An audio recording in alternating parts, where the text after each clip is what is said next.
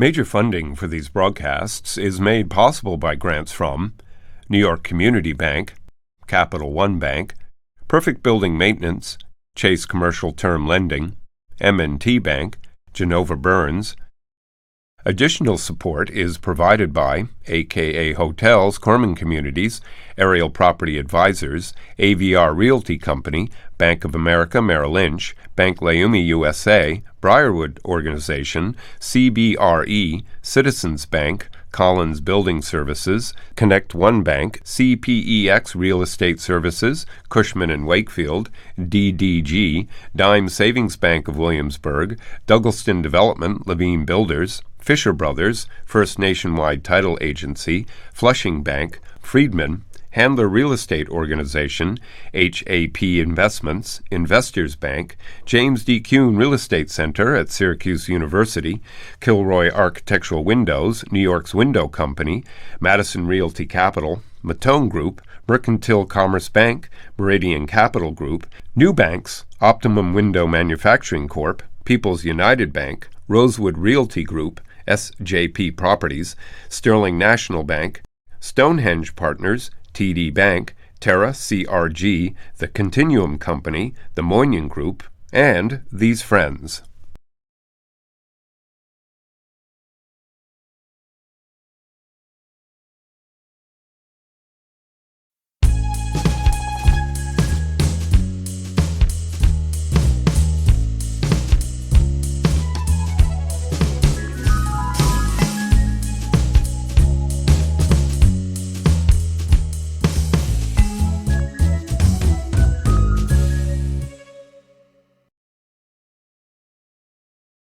Paterson, New Jersey, Greenwich Village, the Army, textiles. Now I'm going to be an accountant. Vessels. I'm going to learn about accounting for vessels. I'm going to be in IPOs. I'm going to learn other areas. I'm going to get in real estate. I'm going to be involved. But more important, I'm going to be a coach. And I'm going to transition businesses. And I'm going to try to get family businesses to go to the next generation. So who do I have? I'm lucky to have my dear friend Paul Rich today. Thank you for being here. Thank you very much. So tell me the story about Dave, okay? Because your father, you had a great relationship with your mother and father. I remember Mom at 96 at your wedding. At my wedding. She lived to 102. But tell me about Dave. It's an interesting story. Dad was someone who at approximately 14, maybe 14 and a half, was elected, if you will, by the family to come to America on the one steamship ticket sponsor that existed. From Poland, correct? From Poland, from Lodz. They felt that he had the Constitution. That's how he was selected. And he was sponsored by someone who actually was an uncle, but distant in many ways from the family, who was a very wealthy person in Paterson, New Jersey, in the textile business. And Lodz, by the way, was known for textiles. They came from a very poor background. And he took a trip that took, I'm going to say very roughly, a year to a year and a half to get from Lodz through Germany to France to get onto a vessel to bring him here to the United States, through Ellis Island, and got here in 1921 at the age of 15 by himself. And it was rather traumatic, even though he never really shared any of the pain or any of the stress with us. But he comes over here and there's this wealthy, distant relative in Paterson who says to him, I'm going to give you a room, I'm going to take care of you. And then something happens that Dave wanted to learn to become educated. Yes, this gentleman, as we look back now, probably meant well. He probably wanted very much for my father not to worry and to know that he'll be able to eat for the rest of his life, something that in Poland was not something he took for granted. But my father felt that this country, and New York especially, was a place of roads of gold, or however they say, paved with gold. And he felt that the answer to life was education. So he shared with what we'll call his uncle that he'd like very much to go to school at nights while working full-time for him in the days. He's willing to work 7 days a week, wants to pay back his the sponsorship costs, if any, and plus. And my uncle, at that point, I call him my uncle, having only met him really twice, said, no, you don't have to worry. You don't have to be like other people anymore. You had it bad enough in Europe. What we would like you to do is know you'll be secure forever at our factory. And my father felt that that wasn't enough on a going forward basis and said, it's taken me a year and a half to get here, and I need to have an education. And if I can't do it together with you, I will leave for New York and find my way. And 1 to 2 days later, he did. So he leaves this opportunity. He leaves the opportunity. He knows no one here. He knew no one in the United States other than this one person, and he didn't really know him, but he was, of course, sponsored by him. And that person, I hate to say it on TV, quite frankly, but said, you have me so enraged, I went through so much to bring you here, that I'm going to see to it that you're never a citizen and that you're sent back to Poland. I kind of know that he didn't mean it, but was angry. And I also know that he would never institute some kind of threat like that. I mean, but for my father, he didn't know what to do. He was an illegal immigrant here in this country, working very hard, 2 and 3 jobs a day, walking back and forth from wherever to wherever. Right, but there are some stories about your father. He's working in a variety of businesses, right? One is with the coffee business. Yes. He started off working, when he got here, I'm going to say at about 15, doing, if you will, I'll say odd jobs, the kind of jobs that today people don't want to do somehow. You had to be humble. You had to be willing to know that you're hungry, and it meant survival. And as he did it, he was reasonably popular because of his work ethic. And he made a few friends, and one of them, a gentleman who he was friends with for the rest of his life, who was American, said to my father, it would be nice if we can go in business. My father decided that he would get a cart, a coffee cart, just like we see today in the streets. He brought it to one of the piers. He used to get there about 3 in the morning and create, not bagels those days, but if you will, the equivalent of rolls, made sandwiches, coffees, and did that in the morning until roughly, I think, 9 o'clock, and then went to his next job. And in that process, actually was earning a living and was full partners with this gentleman. His name was Nat. And after about a year, maybe a little longer, I don't have the exact time, very interestingly, Nat, who is a very regular kind of guy, said to my dad, who I'm going to jokingly say was a greener, really, here for in a very serious way, said, I want to see Yankee games, I want to go out with girls, I want to have a good time, I want to see if I can save up for a car. I quit. I mean, I love you, but I quit. And my father looked at him and said how displeased he was because he was hurt so terribly. He loved this man. He considered him a brother. But he took out like a little cigar box, or what I envisioned was a cigar box, and said, well, I want you to know that I did something that you might not think to be honest. But over the period of this year and a half, I was able to save $1,000 that you didn't know about, and half of it is yours. And I want you to go feeling more secure, but I've been doing this because I feared that I knew I wouldn't spend a penny, and I knew you would have a good time with it, and I wanted you to know that I care for you. Now, he also, the chair story. Yeah, in one of the factories that my father worked at, there was they were manufacturing chairs, and they had a deadline. And if I understand correctly, the deadline was on a Monday of a certain period of time, where they had to get 100 chairs assembled and out. And if not by that Monday, the order would not be accepted. And the owner was really stressed out, knew it couldn't be done. And my father made a deal with him. He said, I will make a deal. I will stay here throughout the weekend. I will work without stopping, and I won't sleep, and I'll make sure these chairs are done. And I want to do that because I think that's what my responsibility is as a teammate and as an employee. Because if you don't do well, then we don't do well. And he accomplished it for this gentleman. So how did your father get into the textile business? Well, to be really honest, I'm not 100% sure, but I will tell you this. First, Ludge was known for its textile. It was really industrious in that respect. And Patterson, which is where his uncle comes from, was also all textiles. And so a lot of the people that he met seemed to be in the textile business. And here in New York, textiles was a very big industry back then. So one of the jobs that he got originally in the early days was that of a weaver. And he was good at it and very quick at it. And so they promoted him to those days a warper. And you didn't have a lot of weaver warpers at the time. And from there, it just evolved, staying in the industry, getting jobs and moving his way up. And then he said he'd go at risk. So how did he meet Mama? Friends of the family, actually. My mom was very roughly, when she got married, 32, maybe 33. And my dad was about the same age. They didn't marry early. My dad, because he only worked.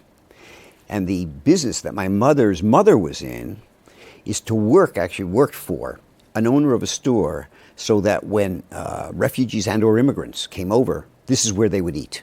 And she would prepare meals for them in the process of them assimilating into the country and getting jobs and whatever. They were very poor, and but my mom was very much a lady. She was, from my point of view, without too many psychological issues, a beautiful lady. She was a fun person, great personality, a little timid. And she said that she wanted to marry, more than anything, someone who was a gentleman and someone who had refinement. That was her. And my dad was that. He was had a little accent, but he was very hardworking and he was really genteel. So they get married, but they go to Cuba for his citizenship. Because of the story I told you a few moments ago, my dad never really became an American citizen. And I think because he was married, both the politics of it, but also the lack of fear, less fear, he decided to go become a citizen. And the only way he could do it through, his investigation was that he'd have to go to Cuba, stay there a certain period of time. In his case, it turned out to be a week, and come on back. And to do that, he needed to get references from banks, from other people, from landlords, from a lot of people, and he had to have a certain amount of money. He was fortunate that he had the money, but there were a lot of people who were afraid to put their name and sponsor him in this regard, even though, he had a good name. And so they did, of course, and he went there. And just recently, my wife, Diane, found letters from my dad to my mom that were love letters to her, sharing with her in a very romantic sort of way how much he missed her while he was there, how he found the nights to be so long, how he found the beauty of the sun in Cuba, but compared to not being with my mom, it made him feel very lonely because he couldn't share it. And it was only 5 days. So they moved to Patterson. Your father goes into the business. He was in business already. Okay, he was in business on already. Canal Street. My father was always a New Yorker. Right, and then he had some real estate later on White Street. Yes, on Church between White and Walker. Right, which he had a factory. So let's talk about your childhood. Sure. In Patterson. I found Patterson to be a wonderful place to grow up. One, because I had a dad who, in spite of his seriousness and his ostensibly exterior that everyone said, well, this is Mr. Rich. No one ever called him by his first name except my mom and I and some relatives. Very serious, very stern-looking, very much a stiff-collared kind of person. And my mom, a very fun-loving person. I found that being at home was very secure and a lot of fun. I had a lot of friends, went to good school. You worked in the factory? I worked in the factory. Well, that was later. Somewhere in my latter part of my high school career, I started working with him and for him and had a ball, learned a lot. He really allowed me the freedom to grow. And in the beginning, really, I just wanted to work with the guys. And I don't know, to be honest, at 16, maybe I can get a few muscles, carrying packages and doing. But after a while, I really started learning the business. So your father wanted you to go to Wharton, right? Yes. Well, to be honest with you, I was afraid. I was afraid that I wouldn't be accepted. I don't know why that stopped me, but I was afraid. I had three choices. All my friends in Patterson went either to an Ivy school or to Rutgers. And I was someone who didn't want to go to Rutgers because at that time in my life, it seemed like I'd be going back to high school. Not that there was anything wrong with high school. And I just didn't think I had what it took to go to Wharton from a grades point of view, even though I had the college board scores or whatever. And so by virtue of the fear of that, which I'm kind of not sure what that was about at the time, I applied to NYU because NYU was in New York. My father loved New York, had businesses in New York, and I wanted to be part of New York. So I applied to NYU, and I lived there. I went to what was then the School of Commerce. By virtue of inflation, it's now the Stern School, and yet better. Now, what happened at NYU, you really did not work too hard at the beginning, correct? I'd say for the first almost 3 years, I was a immature, young, but very happy-go-lucky student who wasn't much of a student. And you used to tell your parents that you needed money for books all the time, yes, right? Albeit my dad, in the old-fashioned sort of way, felt that with money you buy security. You don't buy, I don't know, a Falaschi shirt or something. And my mother was conservative because she saw her role only as supporting children, supporting a husband. I mean, she saw that as her role. When I got to NYU, I met some very nice people, a lot of fun, joined a fraternity, played cards, which I've never played a gambled actually since a certain event there, and dated and did all the things that someone could do if they're 18, but then living in New York. One day you wake up, what happens? Well, two things. As it related to cards, I was actually pretty good and was winning a lot. And when you win, you spend. And then one day I lost a lot. And I went home and I said, Dad, I need a few $100s. And he asked me why. And I told him the truth, never lied to my dad. And he looked at me, and I can't really reproduce it, but said, for this, I sent you to school to be a gigolo, to be a card player, to be a Las Vegas man. And I felt pretty bad. And I looked at him because I knew how to play the system and said, but Dad, if I don't pay them back, I won't have a good credit rating. And you know what's important in life. And so he gave me the money reluctantly. And I went back, and the first moment I was there, I sat down to play cards. And as they dealt the cards around, that's all I could hear in the back of my head was, for this I sent you to school to be a gigolo? And I said to myself, I can't. I paid everyone off, and I have not played a game of cards for money. But what about since then? But what about 1962. And then what happened with accounting, and you decided that? Well, I didn't find accounting hard. I actually liked it, but I find getting to class a little hard. And so I guess I was a little negligent. I graduated in June of '64, and I knew already that I'd be in the Army on November 23rd of '64 by virtue of the reserves, because there was a war in Vietnam, and I didn't really want to spend 2 or 3 years, so I took what we called a 7-year, but reserve, 6 months active duty-ish. And I decided on August 1st, knowing the CPA exam is on approximately the first week of November those days, I spent 8 to 10 hours every single day, almost every day, from August 1st through November 1st, starting with Accounting 1 and studying it like there was nothing more important in my life, and other courses as well. I said, wow, why didn't I do this timely? And as it turns out, I really think I mastered it at the time and took the exam over a 3-day period and passed 3 of the parts, which you were allowed to then. Now, after that, all the parts. Did you go back into the business with your dad? For just a very short period of time. I went back into business with Dad, and I was having a good time, really learning it. Dad's business was primarily to be, they didn't use these terms then, but he was one of the first of a number of people whose primary customers were those that we now call mass merchants. His customers those days were Sears, Roebuck, and Penny, the 2 biggest, Woolworth next, and then all the regional department stores throughout the South and the Southwest. And he used to sell them fabrics. And he sold them fabrics that were cut into pieces roughly from 1.5 yards to maybe 12 yards at most, into bundles that were all very much alike so that the inventory at the store would be repeatable.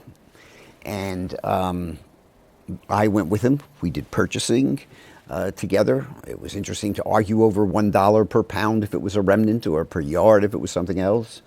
I went with him on sales trips. I kind of was allowed to work with all the other people and take on responsibilities, and I loved it. Then he got sick, and and got very sick. Actually passed away not too long thereafter. And when I went there without him, it was like empty.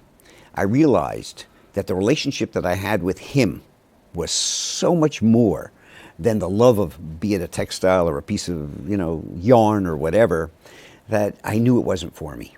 So what I did is I learned a significant amount about business in figuring out how to both buy inventory, control it, and sell it in such a way that I could liquidate it more orderly than not. Right. Okay. And then you got involved with an accounting firm called very fine account. Yes, the firm then was Simonoff, Pizer and Citrin, which had about, I'll guess, 40 or 50 accountants back then. It merged into a much larger firm called Clarence Reynis and Company. Those two firms were, I guess, the two premier firms in what I'll call soft goods throughout New York City. And I got a lot of experience, and I understood and could smell and understand the principles of being a business person, right? But even more than the theory of accounting. But the background of working in a business and transitioning a business with your dad helped me significantly. Helps you later on. So from that, you then go to Laventhal. Yeah, but just if I may, just on that, the other thing was that I felt very comfortable, not realizing it was different. Going to an owner of a rather large business that was a client, let's say, of this case of Simonoff or Clarence, and talking to him and saying, so how's the market doing? Or I see that that acetate is more expensive, or that there's more non-natural fabric, etc., and became friendly with them and became almost... As I said, the consigliere. Well, not yet, but that was the beginning. That was the beginning. That was the apprenticeship of the consigliere. That was the beginning. Realize how much fun it was and how much I enjoyed being with the client. So now you're 31 years of age, and I think it's your mother-in-law finds you a job in East Brunswick or Milltown, New Jersey? That's exactly right. My mom, my mother-in-law on my first marriage, who was very much a wonderful lady, did two things. She knew that I wanted to be more entrepreneurial rather than be in a very large firm, even though I had a good time and learned a lot there. And she also, to be frank, a few years later got ill with ALS and wanted the family close by. So I took a position with a firm with the goal of being a partner. And I came there, I think, on a January, and I knew already immediately that I didn't really care for it, to be honest. I wanted to introduce myself and network and do the things people do. And they were more old-fashioned, nice people, but they did more barbershops, if you will, and other small, wonderful companies. But it didn't give me the excitement that I really wanted, albeit they were nice people. And so after tax season, I knew I was leaving.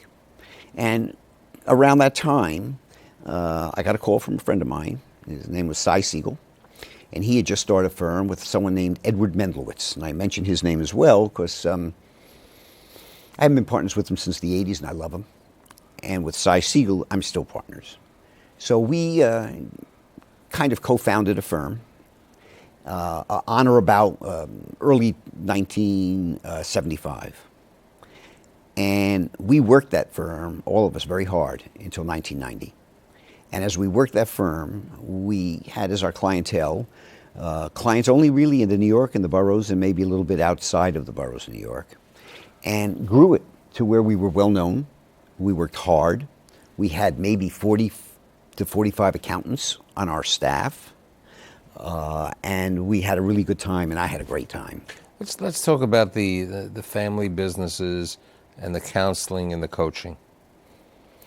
If I just may for a second to tell you, as a prelude to this, I did not know while I was growing this business together with Cy and Ed, that my role the whole time and how I was able to bring a lot of business in and maximize billing, which was part of our business, was by hand-holding owners of companies. I thought that's what an accountant does. It was my image of what an accountant does. Didn't realize as times were changing and we're getting into more modern times, servicing really meant to do audit work or to do other transactional work. And clients were no longer the best friend always of the professional. That things have changed in the professions, but I didn't. And by virtue of that, as I continued to grow, I found more and more companies were calling me and asking me questions. Should they or should they not sell? Is the price at which they're selling at make sense? Are the contracts that they think they might want to sell, to sign, reasonable or unreasonable? What are other covenants that maybe should be in them?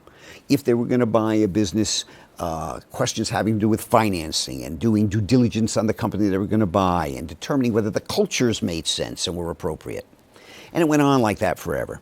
And then what was happening was, as I got older and my clients got older, they started saying, well, I'm 60 and I have a son who's 27 and he's a dentist, but I want him to be in the print business with me. What do you think? And those early questions were easier to answer.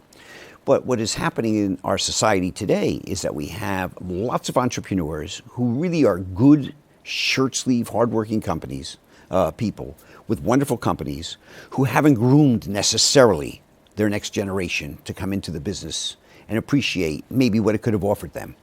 And so in that regard, I deal with succession planning to determine, one, whether maybe the people are eligible and would be good for the business. And we also deal with a lot of values. What about the Ackman Institute? What is that?